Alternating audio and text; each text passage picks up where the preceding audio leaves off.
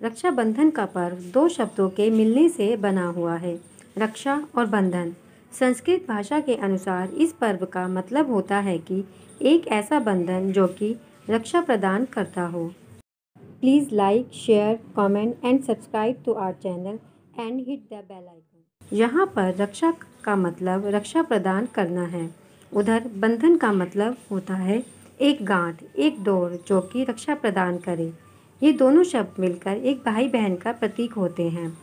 यहाँ ये प्रतीक केवल खून के रिश्तों को ही नहीं समझाता, बल्कि ये एक पवित्र रिश्ते को जताता है। वहीं ये भाइयों को ये याद दिलाता है कि उन्हें अपनी बहनों की हमेशा रक्षा करनी है। इसे केवल सगे भाई बहन ही नहीं, बल्कि कोई भी स्त्री और पुरुष जो इस पर्व की मर्यादा को समझते हैं, वो इसका पालन कर सकते हैं। इस दिन भाई बहन की कलाई पर राखी बांधती है और उसकी उम्र लंबी हो, वह स्वस्थ रहे, भगवान से प्रार्थना करती है। बदले में भाई भी अपनी बहन को कोई तोहफा प्रदान करता है और ये प्रतिज्ञा करता है कि कोई भी विपत्ति आ जाए, वह अपनी बहन की रक्षा हमेशा करेगा। रक्षाबंधन सुनकर ही बहनों के चेहरों पर खुशी छलक जाती है, और हो भी क्यों ना, ये भाई बहन का रिश्ता ही कुछ ऐसा होता है, ये किसी भी शब्द में बयान नहीं किया जा सकता। यह रिश्ता इतना ज़्यादा पवित्र होता है कि इसका सम्मान पूरी दुनिया भर में किया जाता है। ऐसे में शायद ही कोई होगा जिसे कि यह ना पता हो कि रक्षाबंधन का अर्थ क्या है और इसे कैसे मनाया जाता है। भाई और बहन की बॉन्डिंग पूरी तरह से यूनिक होती है। जहाँ पूरी दुनिया भर में भाई बहन के रिश्ते को इतना सम्मान दिया जाता है, वहाँ पर भारत कैसे पीछे रह सकता है। भारत, जिसे कि संस्कृतियों की भूमि भी माना जाता है, वहीं तो इस रिश्ते को एक अलग ही पहचान दी गई है। इसकी इतनी ज़्यादा महत्वता है कि इसे एक त्यौहार के रूप में मनाया जाता है, वह है रक्षाबंधन। इस त्यौहार में भाई बहन के प्यार को एक ट्रेडिशन की तरह मनाया जाता है। रक्षाबंधन एक स्पेशल हिंदू त्यौहार है, जिसे कि केवल भारत में ही नहीं, बल्कि दूसरे देशों में भी मनाया जाता है, जैसे कि नेपाल। यहाँ पर भी भाई बहन के प्यार का प्रतीक मानकर खूब हर्षोल्लास से मनाया जाता है।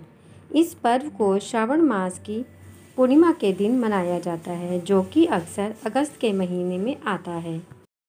इस त्यौहार के विषय में हम सभी को ज़रूर से जानना चाहिए, जिससे कि हम सबको भारत के इस महान पर्व के विषय में पता चले।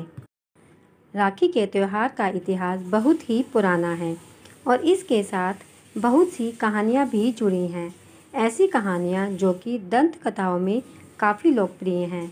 इसमें है सम्राट अलेक्जेंडर और सम्राट पुरु की कहानी, माता लक्ष्मी और राजा बलि की कहानी, रानी कर्णावती और सम्राट हुमायूं की कहानी, इंद्रदेव की कहानी, कृष्ण और द्रौपदी की कहानी, महाभारत में राखी, संदोदी माँ की कहानी, यम और यमुना की कहानी।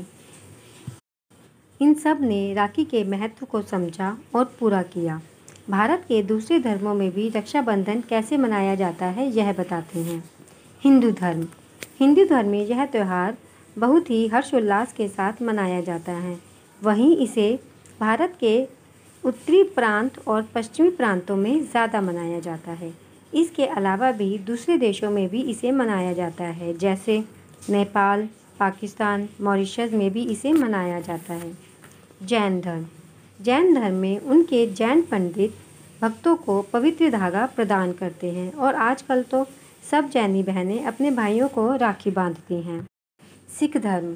सिख धर्म में भी इसे भाई और बहन के बीच मनाया जाता है। वहीं इसे राखड़ी या राखड़ी भी कहा जाता है। यह त्यौहार भाई बहन को स्नेह की डोर में बांधता है। इस दिन बहन अपने भाई के मस्तक पर टीका लगा के रक्षा का बंधन बांधती है, जिसे राखी कहते हैं।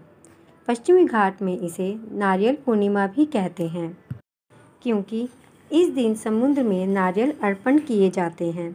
दक्षिण भारत में इसे रक्षाबंधन को अवनी अभितम कहा जाता है। इस दिन ब्राह्मण स्नान करने के बाद अपने पवित्र धागे जनेऊ को भी बदलते हैं। मंत्रों के उच्चारण करने के साथ इस पूजा को श्रावणी या ऋषि तर्पण भी कहा जाता है। उत्तरी भारत में इसे कजरी पूर्णिमा के नाम से जाना जाता है। इस पर्व के दौरान खेतों में गेहूं और दूसरे अनाज को बिछाया जाता है। गुजरात के लोग इस पूरे महीने के प्रत्येक सोमवार को शिवलिंग के ऊपर पानी चढ़ाते हैं।